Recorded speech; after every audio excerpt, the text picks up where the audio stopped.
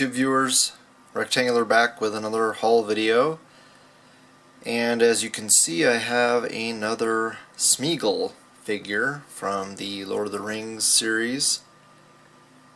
I believe he is from the third movie. This is the superposable Smeagol, not to be confused with the Golem, which is pretty much exactly the same thing. I think he just has a different head. Golem is typically not happy, and usually we have a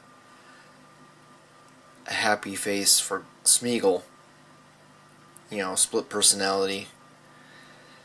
Anyway, I got this one from a gentleman on Facebook on the trading page. I traded him for the second Ironmonger head that I had that came with the Ultron figure from Wave 2 of the Iron Man movie figures.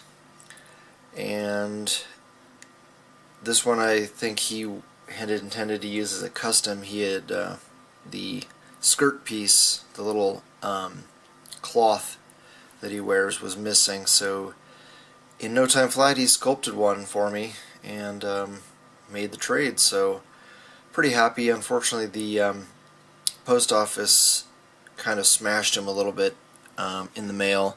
His wrist joint over here got a little bent up, and the peg is kind of smashed, so may end up trying to replace that peg.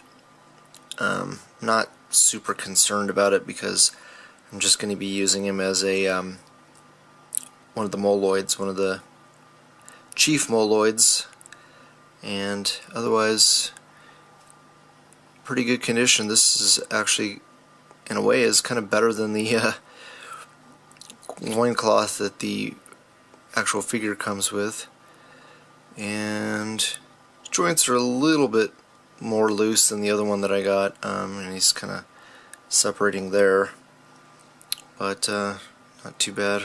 Well, hopefully just heat it up, and yeah, it looks like that's going right back in. And the toe joint got a little smashed as well. There you can see it's missing some plastic around the end of the it was like completely hanging off, and I just popped it back on, so not too big of a loss there. Doesn't impede the articulation. So yeah, unfortunately when you're sending loose figures in a bubble mailer, you know, obviously it is going to be the least expensive way to go, but if the post office you know, sets anything, if it's a somewhat fragile figure like this and you set anything heavy on it, it's going to get smashed. Oh yeah, his legs are a little loose. The upper half isn't bad. This one actually looks up a lot further than the other one I got, which is nice because the other one looks down, so I don't know if it's some sort of just the way the swivel is. You just have to rotate it the right way. I don't know.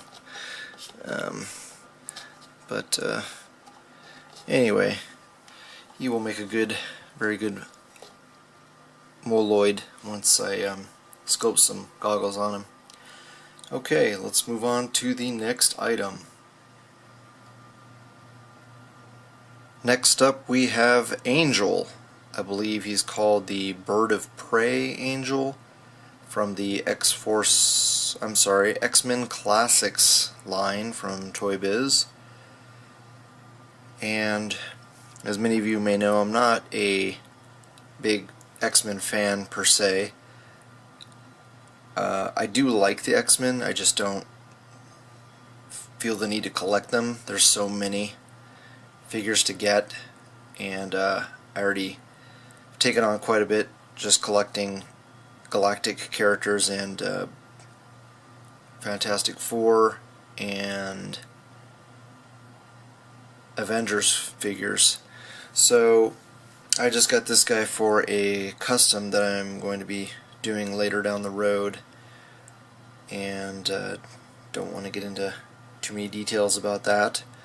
But yeah, it's a pretty cool figure. I kind of like the way that they did the wings. He doesn't stand all that well because he's so top heavy, but yeah, and I don't own any other Angel figures. I can see, this would be a problem, that they don't want to stay up because they're just on ball joints.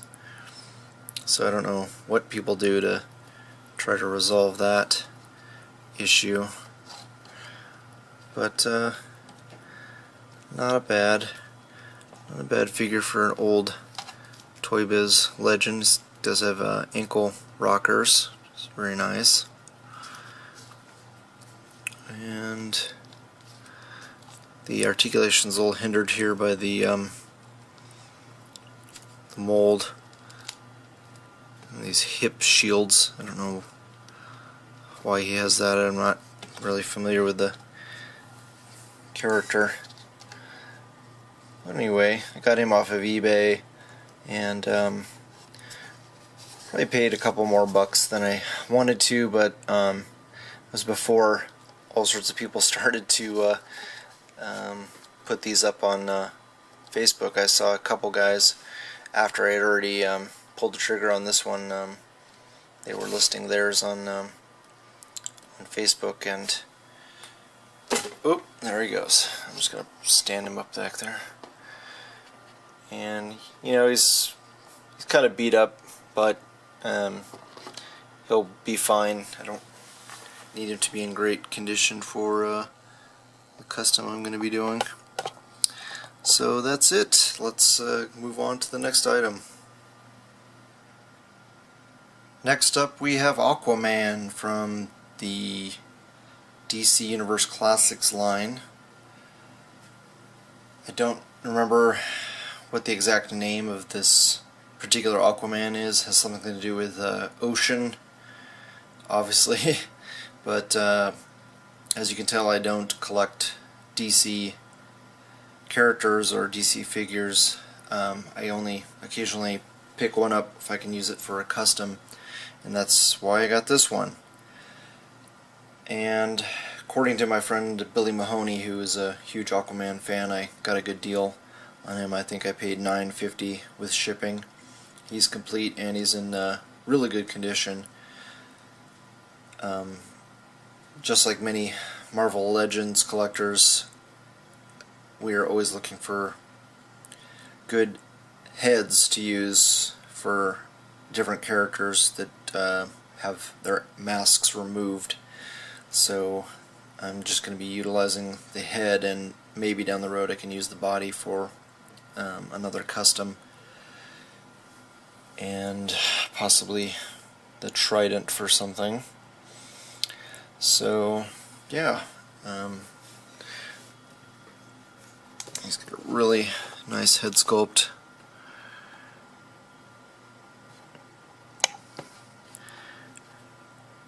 I actually have a sculpt of this same head coming that I'm gonna have to paint. Oh, it looks like he's got a little bit of blue on the top of his hair there. Other than that, very good shape.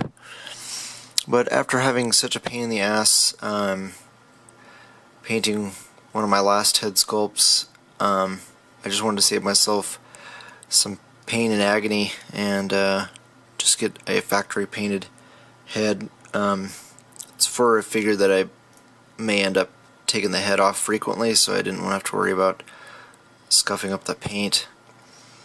So that is why I got him for. Sometimes it's worth just to spend some money, just to save yourself some time and some hassle. I was having a particular hard time with painting eyes, well, I think things are going to be much better now that I have some Vallejo paints. Those Model Masters just clump up way too much for my liking. So looks like he's got a little bit of schmutz on his chest there, some food. Other than that, pretty nice figure. Never been really a fan of the those base bodies that Mattel uses. In particular, the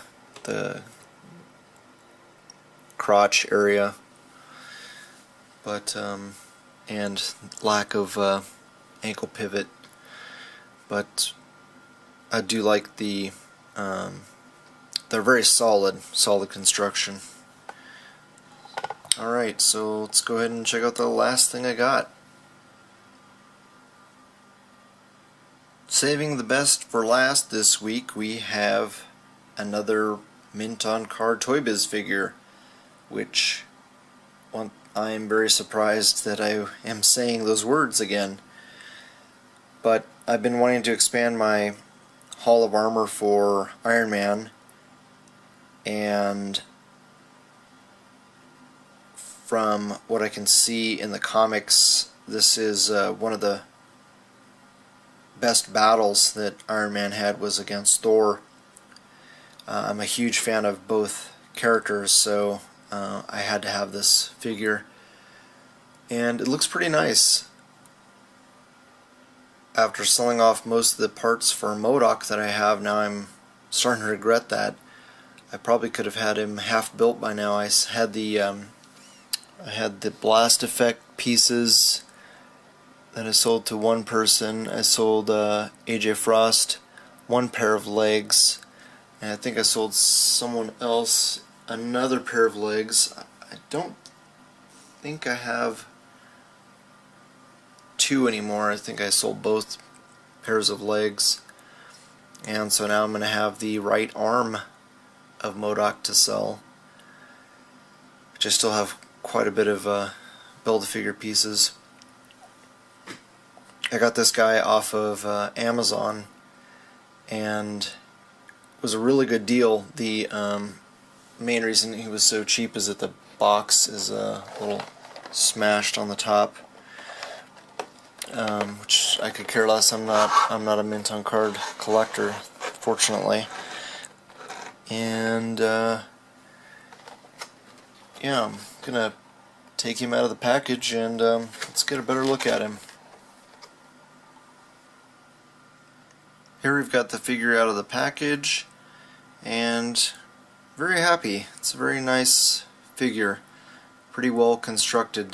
This was towards the end of the Toy Biz Marvel Legends, and most of the figures were okay in that wave. Obviously the MODOK is one of the better Build-A-Figures, but I really like Beta Ray Bill. There were some paint issues with that one. This one looks to be pretty okay. Mine has got some missing paint on the tip of his nose, which not a big deal. Probably, and he's got some red on the top of his hair there. But I'll probably never have him with his face mask off, and that's pretty easy to touch up with some flesh color paint. Otherwise,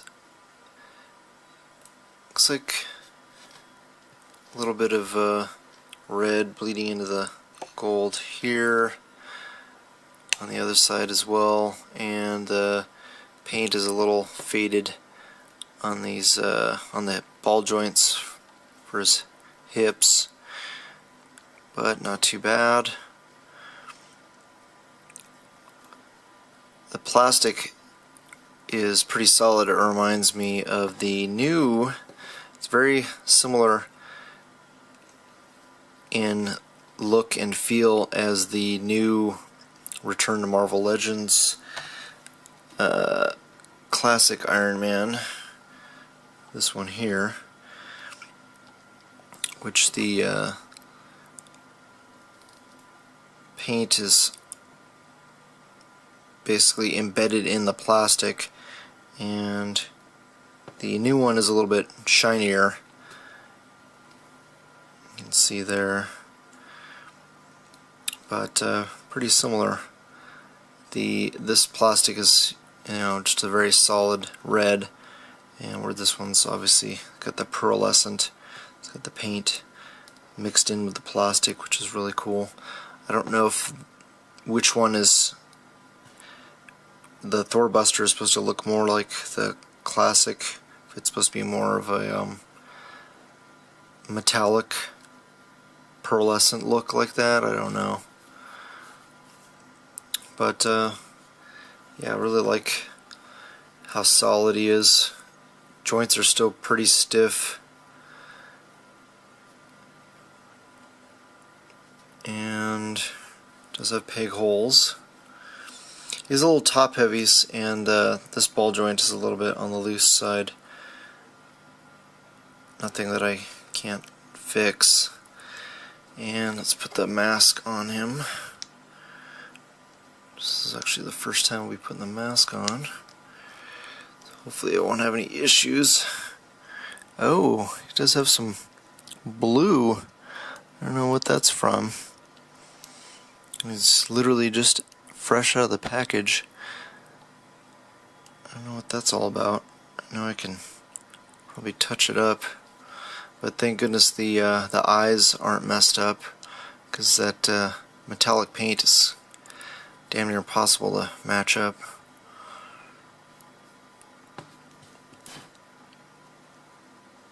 That turned out well. So let's go ahead and do some size comparisons real quick.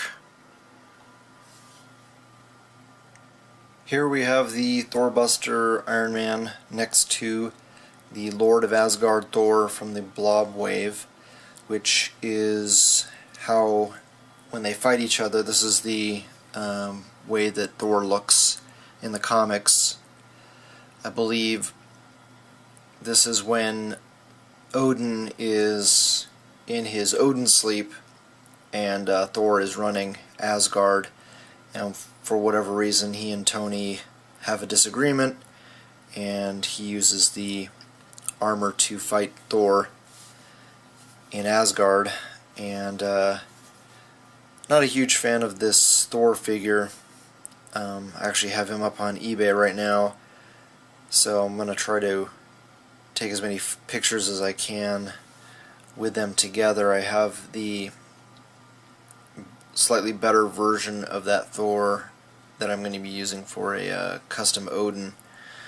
But if this guy doesn't end up selling on eBay, I may just keep him just to do setups with my Thor Buster. Then on the far left we have the Iron Man from the recent Return of Marvel Legends Ironmonger Wave 1, and you can see just how much bigger Thor Buster is next to him, which is pretty comic accurate. I think the Thor Buster suit is supposed to be bigger so that he's toe to toe with Thor. You know, it's not nearly as big as the Hulk Buster, nor should it be. And I believe, at least in Earth's Mightiest Heroes, haven't read this particular comic, but I know he has a very similar suit in Earth's Mightiest Heroes, where they're fighting Loki, and the dwarves help Tony build his own suit of armor in order to take on Loki and the Executioner and all the. There was another villain. God, I can't believe I don't remember his name. There's a Marvel Universe figure of that character, but we don't have him yet in Legends, which is a shame. I can't believe that, you know, Thor is one of the most popular characters in the Marvel Universe, and we have so few. We have a lot of Thor figures, but we don't have any Asgardians other than Loki, which I think is a shame. Alright, enough of my soapbox. So hopefully you guys like the video, and if you haven't already, please subscribe, like this video, share with your friends, and I would love to hear back from you guys, so leave a comment below. Thanks so much for watching, and I will catch you guys later.